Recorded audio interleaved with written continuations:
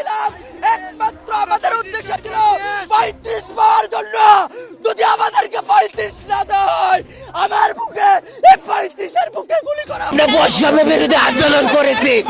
আমাদের প্রিয় সার্জিস ভাই, তোমাকে আমি অনুরোধ করে তোমরা আমাদের পক্ষে আসো, তোমরা কেন আমাদের বিপক্ষে গেছো? হঠাৎই পাল্টে গেল পাশার দান। অনেকেই এখন বলতে শুরু করেছে হাসিনাকে তাড়িয়ে ভুল করেছি, বৈষম্য বিরোধী আন্দোলন করে ভুল করেছি, ডক্টর মোহাম্মদ ইউনূসকে ক্ষমতায় বসিয়েছি আমরা।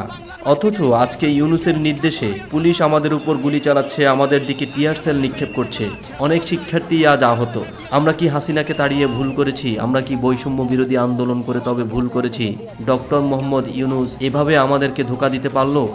এসব কথা বলতে বলতে অনেক শিক্ষার্থী কান্নায় ভেঙে পড়েন। তারা বলছেন আমাদের দাবি একটাই, আমরা চাকরিতে আবেদনের বয়স 35 চাই। তারা আরও বলেন প্রয়োজনে আমরা জীবন দেব, শহীদ হব, তবু আমরা আমাদের দাবি আদায় করে ছাড়ব।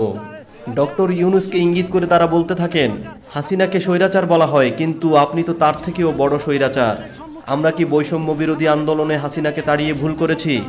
এই প্রশ্ন বারবার করতে থাকেন অনেক শিক্ষার্থী। তাদের মধ্যে একজন শিক্ষার্থী বলে ওঠেন হাসিনাই ভালো ছিল, আমরা শেখ হাসিনাকে আবার প্রধানমন্ত্রী হিসেবে চাই। অনেকেই বলছেন ওই শিক্ষার্থী ছাত্রলীগের রাজনীতির সাথে যুক্ত ছিল, কিন্তু তার কোনো প্রমাণ এখনো পাওয়া যায়নি। আমাদের কথা কেন রাখবে না?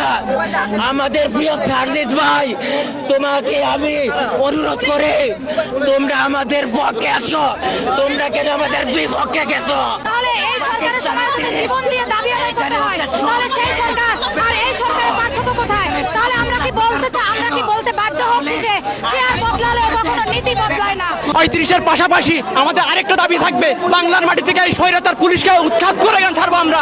এই বুলেট খেয়েছি, বৈষম্যের ছাত্র আন্দোলনের সমন্বয়ক ছিলাম আমি আনোয়ার। এই যে হারুন ভাইকে বুলেট দিয়েছে, এই হারুন ভাই নাটোর জেলা সমন্বয়ক ছিল। আমি এই সরকারের কাছে জানতে চাই আমরা কি অপরাধ করেছিলাম।